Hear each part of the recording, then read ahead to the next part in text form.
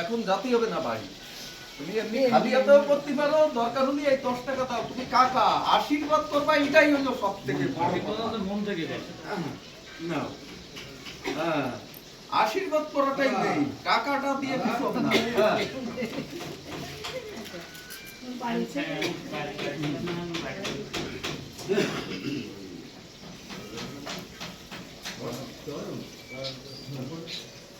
হ্যাঁ এই বাবা,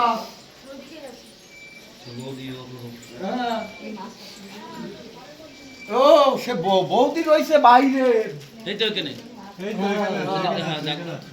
আমার বৌদি